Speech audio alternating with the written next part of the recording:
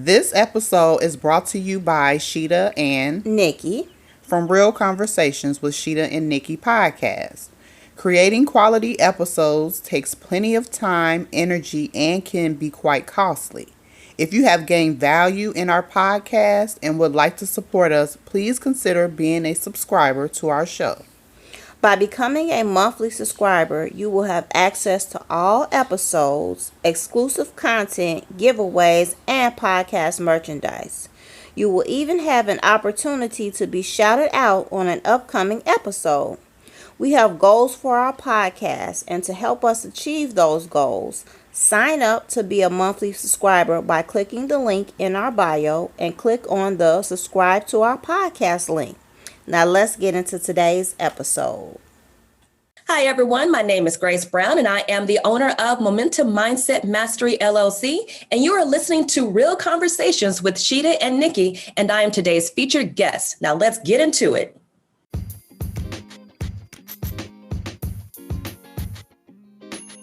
Hello, everybody. Thanks again for listening to another episode of Real Conversations with Sheeta and Nikki. And we are so excited.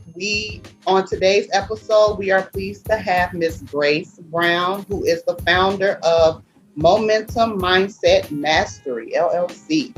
Momentum Mindset Mastery, LLC is a company centered in the area of life coaching, targeted towards women to help individuals get a fresh mindset in areas of career development, relationships, and much more. Grace, welcome to the show. Yay! Welcome to the show. Hello. How have you been? I've been great. How are you guys doing? Good. Great. So do you want to just give our listeners a little bit about your background and how you became an entrepreneur, how you founded your company, just all the good stuff. Details. The good stuff. All right. There's a lot of good stuff now. So, I'm actually a military brat. And raised very disciplined, also brought up in a, religious home, very religious and military disciplined home. And so, of course, I couldn't wait to get away. And then I left at 17 and joined the Army myself. And then that's where, things kind of just started from there. And fast forward 20 or so years. And I had my son, and in between that time, divorce and other different things happen in life, and my relationship, obviously. And then I unfortunately lost my son, who was my only child. And he had joined the military as well. And a couple of years after he left home, he was stationed in South Korea.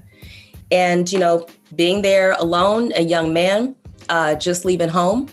A lot of kids, they already kind of struggle with just leaving home, even just to go to college, just to go right around the corner or up the street. And he wanted to go to South Korea, but, again, being there alone by yourself, first time out the house, and the military is no joke. You have to have the right mindset for sure to be successful in there, and just an inability to adapt. And he did end up taking his own life. And that kind of not necessarily began my mindset mastery journey. Even before I knew what mindset mastery was, I had already started, reading books about it and really working on myself and having self-awareness and always being curious about what makes people tick, what makes me tick.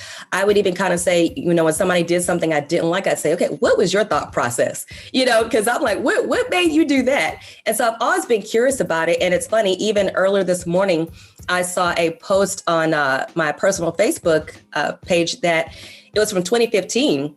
And I was posting about your core story.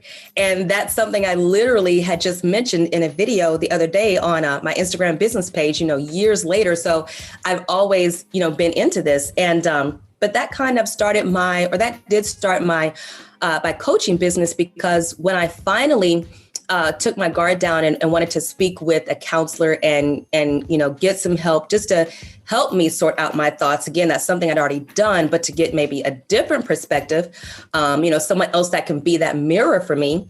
That was hard, scheduling conflicts, things like that. And maybe a part of me was already resistant to it because I the stigma in our community where, if you get help or counseling or anything like that, then maybe you're weak, or that's just not something that's really supported in our community. And I think that was a part of my beliefs. And so I didn't really seek help, but it was a blessing in disguise, because having already been, into that, I took up, journaling, and I always journal, but journaling in a different way, really journaling my thoughts, so that, that kind of took the place of sharing it with someone else. I would just share my thoughts in a journal, and that way I can process them better. Of course, watching videos, reading books, getting deeper into my faith, getting back into it. Of course, leave a very religious home, you rebel and kind of take a step back and do your own thing. But, definitely getting back in touch with my faith in a deeper way.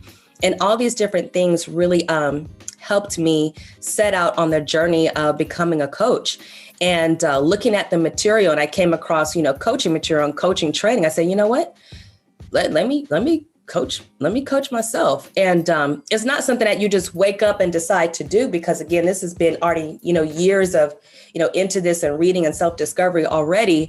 And so it just kind of, the coaching training itself kind of connected those dots for me and made more sense. And so, and then for me, I say, you know what, this stuff works. My partner I'm with, he, when he said, okay, you responded completely differently than what you normally would. And because, I was used to popping off, and I realized, this really works. I need to help other people, because I was on the verge of losing my own life, my job, my relationship, because I lost my son. I felt like I had nothing else to live for. So I was, about to lose everything. And I realized, because it helped me, this is something I can help other women. You don't have to lose a child to go through, to need coaching. But in these different areas of your life, they just helping out women and helping them find that momentum to move forward, because when we experience things, we get stuck. Right. We get stuck in our own thoughts and we can't find a way out. So that's what a little bit about me, and what, kicked off my journey and what got me started in coaching and helping other women. That's awesome that you're willing to step out and help others as well, and even sharing your story, because so many people, they keep it bottled up inside, especially not only just losing a child, but your only child. So that's phenomenal that you're out here helping others. Yeah. Thank you. Great. Yeah, and just being so transparent and willing to tell that story. I think it takes a lot of courage. You want to get better. So you took the necessary steps to really make that transformation happen. Because I'm sure it wasn't easy. I'm sure it was probably times you wanted to quit. I'm sure you had a lot of challenges along the way. So Grace, how does one get unstuck and overcome obstacles in life? That's a great question. And the thing is, you have to know where you're going, where you want to go, in order to even create a plan to get there. That's number one. And a lot of people really underestimate that first step, or underestimate the importance of that first step of really identifying where you're going. Because, and this is the thing that, and I'm not talking or pushing religion, but, I was raised Pentecostal. All right. And so, raised Pentecostal, and, there's a lot of emphasis on not seeking out material things or personal pleasures or things of the flesh. And so for years, it was like, you just let life happen and let God have his way, and God is over everything. And while that is very true, God also helps those that help themselves. I've come to believe that as well. And so, and there's plenty of people, even in scripture who, had goals or objectives that they were working towards something. And it's no different today. And, just like God helped them then, he helps us now. And I learned that there was nothing wrong with wanting to have more for yourself. But as his children, these are things that he wants to bless us with and withhold nothing from us. But I never really heard that side of the message until I became an adult. And so then realizing that, it's okay to have goals. And so one thing that helped me get unstuck was realizing that it's okay to have goals. It's okay to want more. So what exactly is it that I want, and why do I want it? That's the first step to getting unstuck, is knowing what you want and why you want it. Who else would it help? Who else would benefit from that? And so the things that keep us stuck, though, are if those goals are not big enough. That's one. So I do have a mini presentation that talks about the common obstacles that keep you stuck. And so I'll quickly go through those. And one is, if the goal is not challenging enough, then it's not going to inspire you or motivate you to be better and do better or push you outside of your comfort zone. And whenever a goal is too big, and this is really key here, when the goal is too big, it's too broad and you don't have enough direction because it's not clear and concise. Remember, you have to know what you want, and not just what you think you can get, but what you want. So you need a clear and concise goal. And the more clear it is, the better direction that you have. But if that goal is too big, your brain actually processes that as stress. You have a stress response. And because your brain's two main priorities are, one, to keep you safe, and two, to have efficiency when it comes to energy, if your goal is perceived as stress or a threat to you because it pushes you outside of your comfort zone, if your goal requires too much energy, too many tasks, too many things at once because it's so big, then what your brain does is causes you to, start thinking, well, maybe this is too much, because it's trying to keep you safe. And that's when fears, that's when doubts, those different things show up. Because your goal is one, it can not be enough to inspire you, but two, it could also be too big when you're over ambitious. And on either side of the coin, that's where you get stuck when it comes to creating those goals and knowing why you want to achieve that goal. Does that make sense? And another one is fear of missing out. When we're in the age of social media, we see everyone else, posting about their relationships, buying houses, having kids, going here, traveling, doing this and that, and starting businesses. And so we compare ourselves naturally to other people. And then we feel like we're missing out. We feel like, maybe I need to do that. Maybe I need to, start a business, or maybe I need to, go ahead and settle down and get married. But everyone's journey is different. And so when we have that fear of missing out, then we take a detour from our goals, and we start to, we want to go to the party, we want to be on the scene, we want to be able to post those pictures, we want to be able to, to project an image where, people feel like, we're cooler with this and that, more so than what we really are. And ultimately, because we fear missing out, we actually miss out on achieving our goal and actually bettering ourselves. Another thing that keeps you stuck is poor planning. So let's say you have a goal, you know your why, you know what you want to do, but we've all heard the saying, if you fail to plan, then you plan to fail. And it's true. If you don't have a solid plan to execute towards that goal, then you're not going to achieve it. But the thing about plans, though, is a lot of people glorify the plans. They get a cute little planner, and, you get your stickers, and you spend 2 or 3 hours on your plan, but you haven't executed anything. Just get started and start creating that momentum. And then, from there, you can kind of build on it and build on what you've already started and create more of a plan, a solid plan around that. Again, it's okay to plan prior to getting started, but if you find that you're glorifying the plan and you're stuck in just the planning phase, and because that can take 2 or 3 hours, people feel like they've actually done something, then they don't actually do those things that will get them closer to their goal, because they're tired. They've already used their brain energy on just the plan itself. Yeah. That makes sense? Okay. So I did have a question in regards to goals. So you talked about people setting goals, and maybe their goals may be too big. What are some ways someone can really set goals for themselves and know that they are achievable?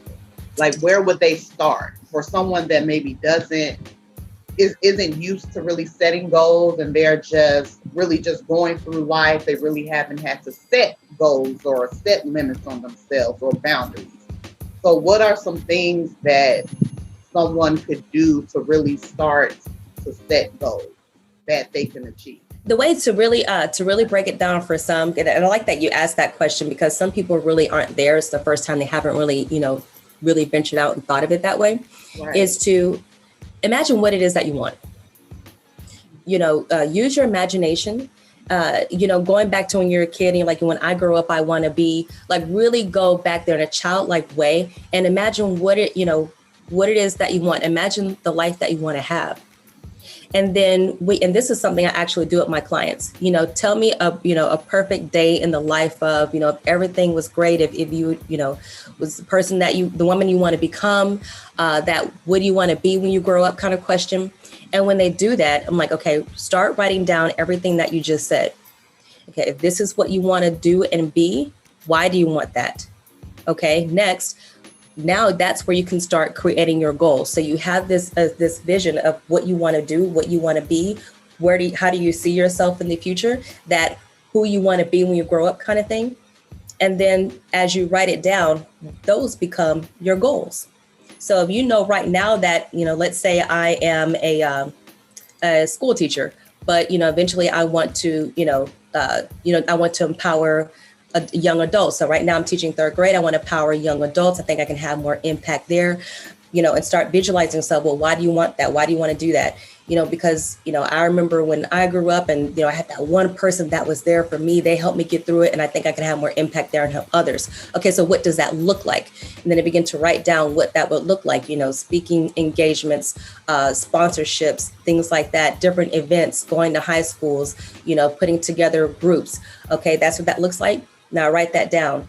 That the groups, that's your goal now. The speaking on stages, that's your goal now. Make a goal to speak on stages. And then next you take another step back and then you start to write out the steps that lead up to actually achieving that goal. So really starting out with on a very, very a basic level is just imagining what it is that you want to be and do, and then use that as the framework for creating your goals and then the steps to actually achieving those goals. Does that make sense? And you're talking a lot about journaling, and I will start journaling and then I'll just stop, and I cannot find myself to go back and do it again, and then it'll be a while and then I'll start back. How do you just keep this going? Like, I know that it's so important because these, for one, I feel like the things that I have wrote in the past, I look back, like kind of what you're saying about, just the things that you want for yourself. And I go back and I look at, wow, I forgot I wrote this down and I actually achieved this goal. But I feel like in life, there's so much more that I need to achieve and that I want to achieve. And I got to get back into that. How do you keep the momentum going to just keep pushing yourself to journal and complete your goals that you have in life? How do you keep that momentum? Kind of a two-part question there. I want to touch on the journal part and then the momentum part. So the journal part, there's different types of journaling and purposes and reasons and why. And there is scientific evidence that backs up the benefits of journaling. And so I actually have 3 journals myself. They all serve a different purpose. Yeah. So that just goes to show whatever you're journaling about, then and that will help you stick to it. So if you're, some people, they just go into it and they think that journaling is just, I'm just going to write out my thoughts, but it's not really supporting you in your journey. Then your journaling may need to be more on what you have accomplished that day and how you feel about what you've accomplished that day. And then that way you're actually reflecting on your progress towards your goal by reflecting on them in your journaling. So let's say now you have your goal, you're working on your business, and there's you have your plan, you have different tasks you've been working on. And then at the end of the day, you're writing down in your journal, this is what I got done today. And then you're writing down how it made you feel. And then that way now you're able to measure your progress towards your goal. That increases your momentum, that increases your morale, that encourages you. And then you, like you said, you look back. Then you can look back and see how far you've come, how far you've gotten done, and which is very helpful on those days where you feel like you had a setback or I didn't get anything done today.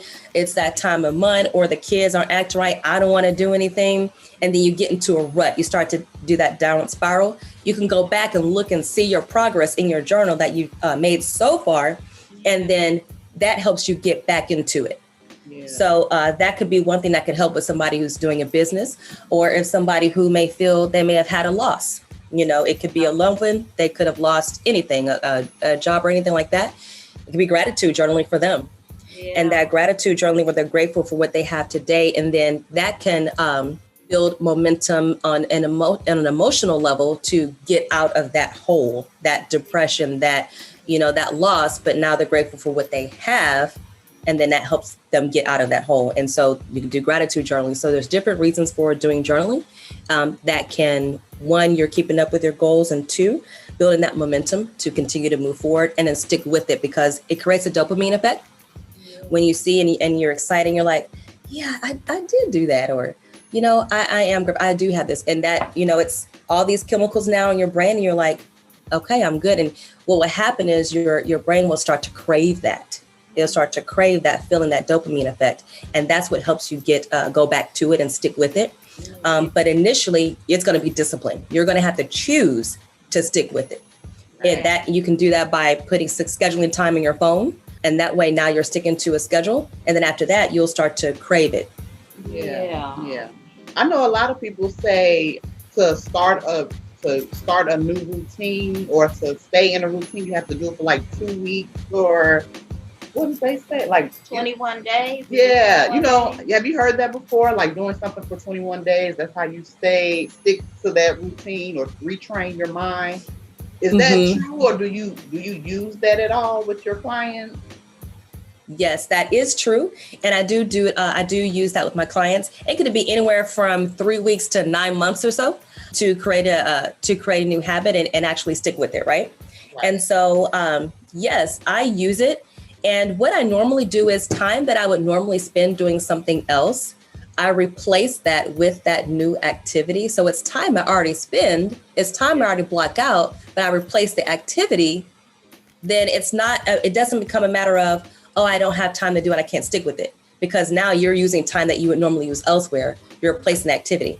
And then now that kind of helps you as far as creating a new habit. And then over time, yes, it becomes more natural. It comes with repetition. And again, it comes with discipline. And you have to be deliberate and intentional and choose it at first until it becomes your new normal or becomes natural to you. And that's the hard part right there. But knowing why you're even doing it to begin with, that should help as your motivation to stick with it. And so it's not about it or that thing, but what it is that your why. Why are you doing it? So it's less about it and more about why. And that's what's going to keep you going. Yes. Yeah. That's great.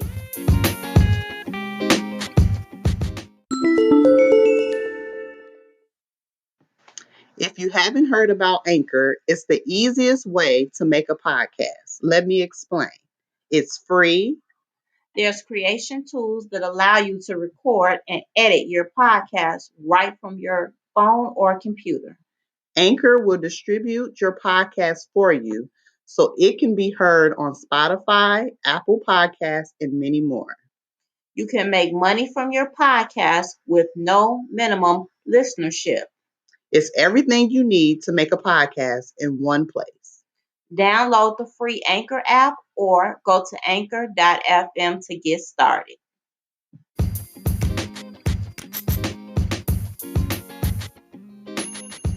Now, I wanted to talk a little bit about your blog post.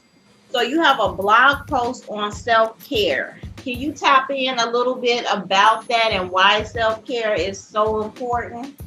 So we have cars, right? Yes. What happens if you don't change the oil? Maybe less efficient, right? What happens if you have low tire pressure? It burns more. It burns more gas. Yeah. Right. Because you have this one tire that's compromised, and the other 3 tires have to compensate for that one with the low pressure. And then eventually it may blow out. You may catch a flat. What happens if you don't wash your car? If you never wash off your windshield? We take care of our cars for all these reasons we just said, right? Mm-hmm. Same thing with us. That's why self-care is so important, because you may still be able to run. You can still do what you need to do, but you're less efficient at doing it. Yes. If you can't see, just like you can't see through the windshield of that car, you have less clarity if you don't take care of yourself, right? You can't see through the windshield through to life, right? If you don't take care of that tire on the car and you catch a flat, well, if you don't take care of yourself physically, you can run, but before you know it, you're compromising, or other areas of your life are compromised because of this one part, because you're out of alignment. So when you have a low tire pressure, then your car is out of alignment because it's compensating for that 4th tire, right? Mm-hmm. So just wanted to kind of paint that picture, using the car, and the reason why that we take care of our car, the same reason you want to take care of yourself. Going back to the oil change, you don't do that oil change and the car burns out. Well, if you don't feed yourself, take care of yourself. How many meals do we miss? Because we got something to do. Or we eat fast food because we got something to do, right? Same thing. If you don't, feed your car, then hey, your car burn out. You don't feed yourself, you burn out. You don't feed yourself healthy stuff, you burn out. So that's why self-care is so important. Yeah. So that you can keep your energy up. And when people say, keep up your energy, a lot of people think of physical energy. But actually, think about it. If you don't eat well, sleep well, you don't take care of yourself, what else gets compromised? Your cognition. Cognition is how you learn and take in information. You can't think straight. Sleep deprivation. People can even have suicidal thoughts if they have sleep deprivation, like depression, anxiety, all of that. And then what do? You lose sleep. Then you start doing what? Drinking coffee. That's a stimulant. That increases your anxiety and stress, because then now you're go, but you have no mental clarity because you're foggy brain because of less sleep. But then they have this caffeine hit, and then you have no direction. You're just running. So that's why self-care is so important. What you do just as much as what you don't do for yourself. That's why it's so important, so that you can be efficient. You can keep up your energy, your mental clarity. And that way, whatever you do, you're able to give your all. You can actually pour into it. You can't pour from an empty cup. If your cup is empty, how are you pouring into your business? How are you pouring into your family? How are you pouring into anything when you haven't replenished your cup? Yeah. That's so important. That's why we just did an episode, and it was kind of talking about me and my struggles with anxiety, and I felt as though I wasn't doing enough care for myself. I was doing care for other people, and it just kind of all went to a head too much. And now I'm the queen of no. So that's that is my self-care, like if I can't do it and I don't feel like doing it, it's no. I'm That's done. right. So yeah, That's that right. self-care is very, very important. Yeah. And to me, it's even like the little things like getting your nails done, getting you a facial, even if you want to go sit out in the park and reading a book. Everybody's self-care can be so different. It's what works for them. And that's great that you touched on. And can I touch on that real quick too? Mm-hmm. So self-care, get your nails done, get your hair did, get all that. Because when you look good, you feel good. You tend to perform better, right? But also want to focus on, like I said a moment ago, that cup. If your cup is empty, nails is not going to fill it up. But like you just said a minute ago, reading a book, something that's edifying, that will start to fill up your cup.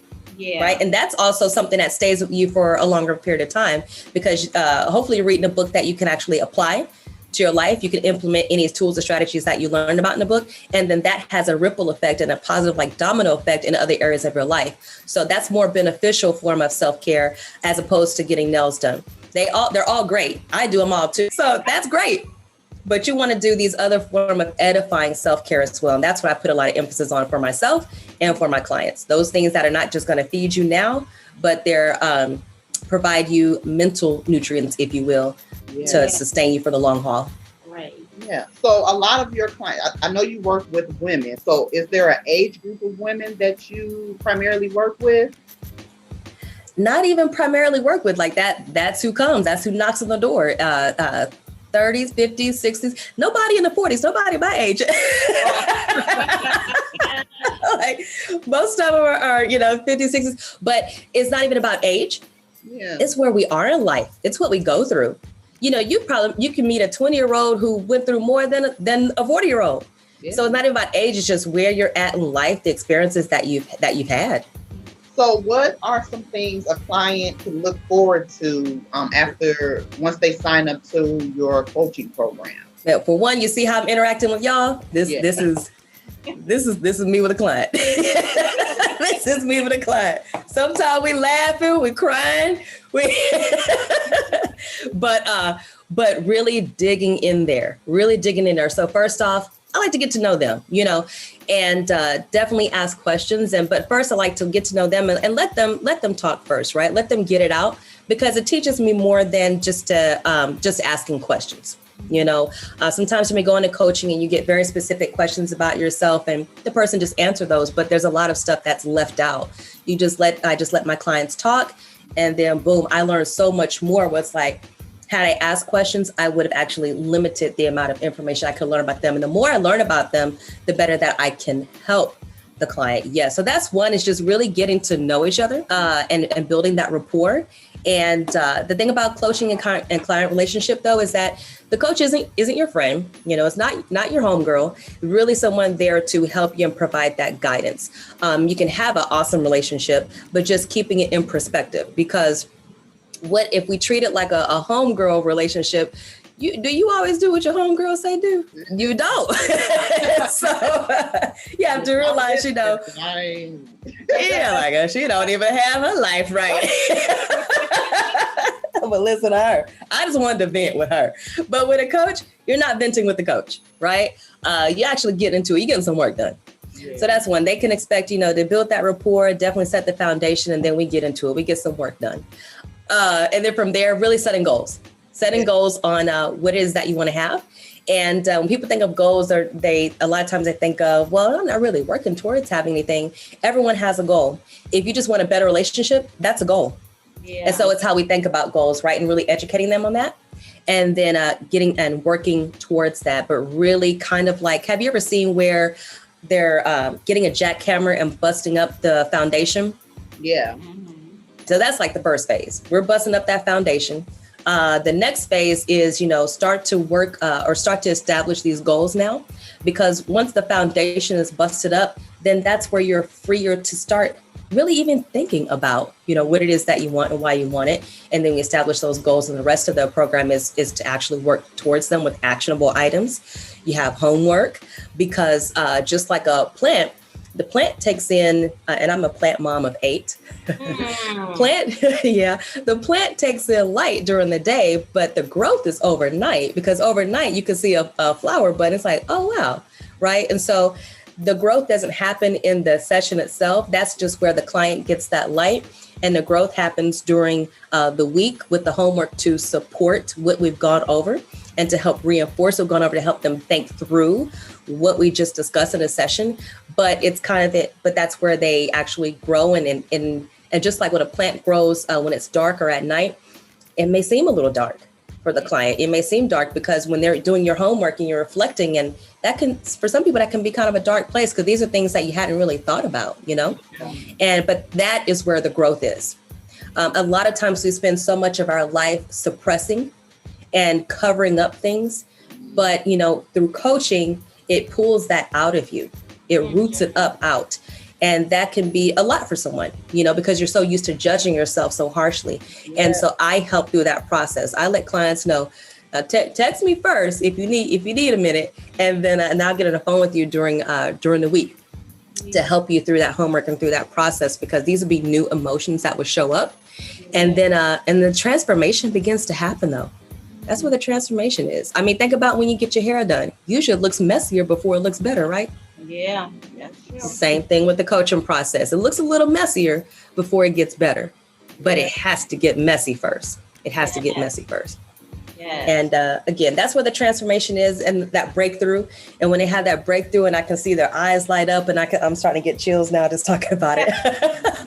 You see their eyes light up, and you can see where it clicked for them. That's it. It's that for me.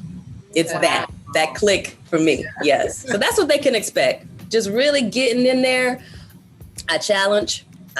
Sometimes I push a little bit, but it's because I see you're right there and I want to help you get to it. But I bring you back. That's the important part. I never leave a client in that space of, OMG, what the hell was that? Yeah. Always bringing them back, because that can be a lot. But that's what I'm here for, is to help them understand that process, to get them to their goal, whatever it is. They just want a better relationship. And I do tend to get more clients in the Mindset and Relationship program. Yeah. And not even just romantic relationships with family, with friends, a lot of that. And that's just helped them navigate not only their mindset, but navigate the other person's mindset. I'm not teaching them how to coach other people, just understand why you do what you do and what's probably making that person do what they want to do, basically. Yeah. And then how to navigate that. What are their motivations for what they're doing, and your motivations for what you're doing, and why you may be experiencing what you're experiencing between you and this other person's mindset. Yeah, because I noticed on your website that you do have different coaching programs that just focus on particular things. So did you want to go over that a little bit? I know you said about the relationship. Were there any other programs that you wanted to discuss? Yes. Sure. So I can discuss the life coaching program, that one there, the Get Unstuck program. That one is, just a life. You ever wake up or you have another birthday and you're like, damn, I haven't done anything in my life, or I'm not where I want to be. Why? And you feel mediocre. You feel like you've been stagnant or dormant, just not getting anywhere. Yeah. I help you get momentum in that program to start, to get going, to understand why you're stuck. And to really help you get unstuck and create that momentum towards your goal, whatever it is. And, some people, again, going back to, well, I don't really have goals, I'm just kind of living. No, you have a goal. You have a goal. And I help you realize what that is. If the goal is just to get out of bed on time every morning to go exercise, that's a goal. Yeah. But people's ideas of goals and what they see on social media, that's where they have that dissonance, because they don't really understand what goals really are, right? People put hashtag goals all the time, and that's what we become conditioned to believe. Oh, this is the goal, but that the goal can be different for you than what it is you see on social media. So that's that one. And then helping you understand your mindset and how your mindset has kept you where you are, how to change that in order to get to where you want to be. Mm-hmm. And then the relationship one, I did explain that one. And then the career one, the career mindset in the workplace. I even shared this a little bit in a video the other day. When it comes to my mindset, I, having started out in the military, at 17 years old and having male authority, I wasn't used to working with a female authority. And even in my group, I was the only female of 15.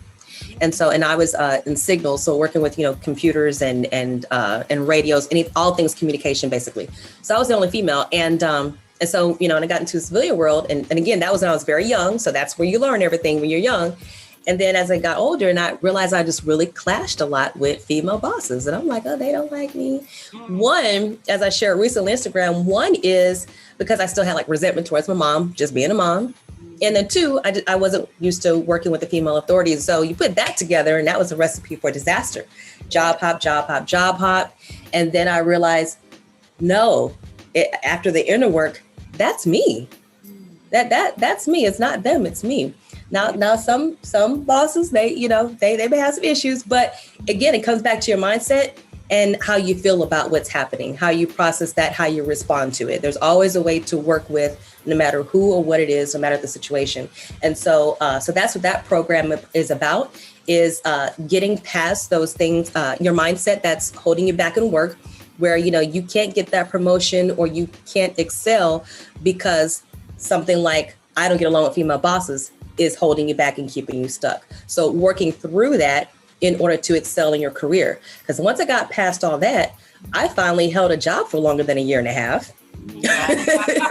Right? Finally had a job for longer than a year and a half. And then I excelled very quickly. And so that's what that program is about, in helping women as far as in the workplace, getting unstuck. And then you can feel confident with negotiating salary. When you go to an interview, you know how to understand what's motivating you to apply, and then how to actually convey that or communicate that to whoever's interviewing you. Also helping them out on things, on how to add value in the workplace. Because a lot of times we hear, have you ever worked with people and it's like, well, they don't pay me enough to do all that. Or if there's a job that involves bonuses and some other additional compensation besides their base salary, then, they better get my bonus right. And I'm kind of old school, and it's like, my paycheck is my bonus. Anything other than that, that's the gravy. I'm just glad to get paid. Right. But, people have different motivations, and then you start working with millennials and they're really motivated differently. Right.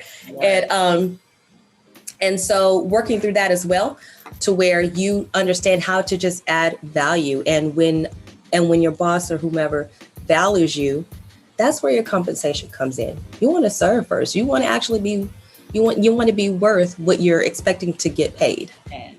Yes. It's not pay me and then I'll do it. It's do it and then, okay, we're going to pay you. But then I have seen where people have had employers create positions for them because they added that much value, where the company didn't even know that that's what they needed. So yeah, that's what I help in that program. Yeah, that sounds amazing. That is great. Yeah. Yes. Well, what do you see yourself doing with your business? How do you want to see it expand in the future, or any new things you want to share? Yeah, you see, I'm excited. Yeah, so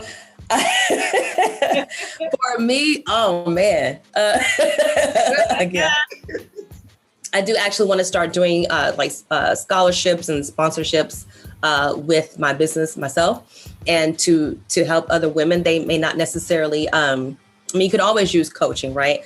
But may not necessarily go through a coaching program per se, but just coaching in something that they're working towards, like right then.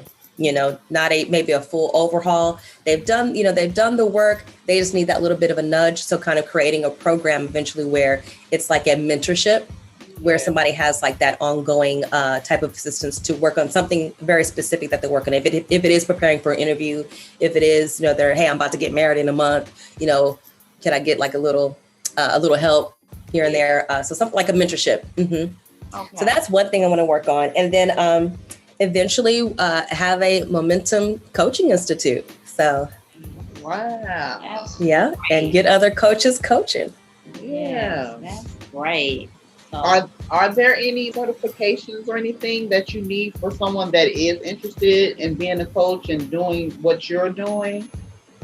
So here's the thing about coaching and certifications is because it's not, I think it's called regulated. So you could be a yoga instructor. There's different things that you're not required to have certification. So that's one misperception that people have. However, I am certified because when you get certified, you're certified in just whoever taught you. They're just saying you're certified in what they taught you, meaning you've gone through the process, you've done the training, you've put in the hours, you've done the simulations, and you're certified in what they do. But again, it's not regulated. So coaching certification is not required. A lot of coaches are not, but you don't have to be. If you have worked through something and you've been successful at it and you found a formula for it and you know more than the next person, you can coach another person. So that's one thing that people have to understand. However, I did go get the certification for Mastermind Set Life Coaching because again, I wanted to be able to connect those dots and make sense of all the information that I have. And that way, because that's where the transformation is. So you could know a lot, but maybe not know how to help someone else navigate it. And so that's what actual coaching certification helps you to do. And I still do even after the certification, I'm still doing coaching training still. So yeah, it's I would recommend it.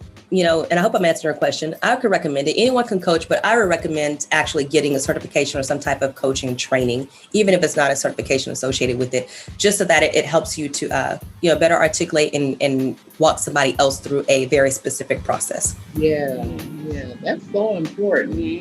I feel like we need a lot more people like you that's really influencing and encouraging women to be their best self that they can be. Yes. We need a lot more positivity, positive energy, teaching people I don't want to say the correct way, but the way that works for them. Because like you said before, what works for one person may not work for someone else. And that's okay, because everyone is different in their own way. Yeah, not cookie cutter. You cannot be cookie cutter with the coaching. Yeah. So, and just seeing results as well. So you're coaching, you're applying all of these steps into your life, but to actually see the results, I feel like through your coaching program, they will definitely get that bonus. Yes. Yeah. Thank you. Yeah. So I heard a little birdie told me that you're working on something new that you wanted to share with the listeners of your mini course. Yeah, so it is a mini presentation or mini course, which shows you how to overcome 8 common obstacles that keep you stuck. Every day-to-day things that we don't normally think about. We don't normally think about them as obstacles because they can actually be a part of our habits. Like I mentioned earlier, the fear of missing out. We habitually scroll through social media. So we may not actually see that as an obstacle because it's something that we've done habitually and it's something that we enjoy and get some type of award out of doing. But that is actually an obstacle that is keeping you stuck. You're not focused on your focus. You're focused on what everyone else is doing. Yeah. So the course will, walk you through those 8 different obstacles and how to overcome them. with some specific steps. So each one of them have about 3 to 4 different specific steps or guidance to work through those obstacles. So Grace, how can people go about finding you on your social media, any social media platforms, and also to get your courses? Yes, so they can find me at either Facebook or Instagram at the Momentum Mindset Coach. I know it's long, but you'll at least know what I'm about. There's a lot of M's when you look at that handle. And but at least you'll know what I'm about, right? So yeah, you can check out my link in my bio through Linktree. You can check out more information, courses. Also, there are some free resources there as well. Check that out. You can access the blog there, the site there, whatever your need is, and definitely stay connected because, like you mentioned, I definitely have some other new stuff that's coming through the pipeline in early 2022 that I'm super excited about. Yeah, that's how you stay connected. You can always DM me, DM, text, message, email, and actually subscribe to the weekly email. When you sign up for that, I've given out freebies. I'm a firm believer in reading, like we mentioned earlier, in reading. So I've given out, book bundles, also offered a free, 1 hour power hour where, subscribers can, they can message me and let me know that they want that, no strings attached, no obligation, 1 free power hour of coaching for them, or if they wanted to gift it to someone else. Because I really, really believe in, yes, it's a business, but sometimes people may have an urgent need. And if you can help that, and if you can do that, and just at least give, my way of kind of giving it forward, paying it forward and give that 1 hour, I've done that also. So yeah, so it's a lot that come with that subscription that you won't see it online. You will have to be subscribed for that. All right, Grace. So I just want to thank you again for taking the time out to be on our episode. I feel like I've learned so much. Yes. So I do appreciate you taking the time out to just talk to us and educate us and our listeners on changing your mindset. Yes, and definitely. Being a better person and seeing results. I feel like that's the key, seeing results. Yes. Thank you so much. Yes. You're welcome. You're welcome. It's been a pleasure. Thank you, ladies, for your time and for having me.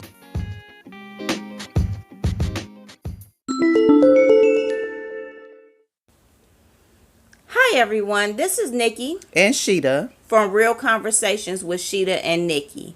I wanted to talk with you about the importance of having a morning routine. Did you know, according to a poll conducted by a website named The Sleep Judge, the poll consisted of more than 1,000 participants. Data concluded found that individuals who stuck to a morning routine earn more than a whopping $12,000 more per year than those who have a casual approach to the morning. Having a morning routine has shown to increase energy and productivity, as well as having better focus and improved happiness. Having a morning routine is not about perfection, but about consistency. There will be days when your morning routine will be thrown off or simply can't be completed that day, and that's okay. That's why we suggest habit nest journals. Habit nest journals take you day by day with numbered pages and words of encouragement and tips for each day. Habit nest journals help you set a morning routine that's customizable for each individual's personal needs. Please click the link in our bio for your Habit nest journal today.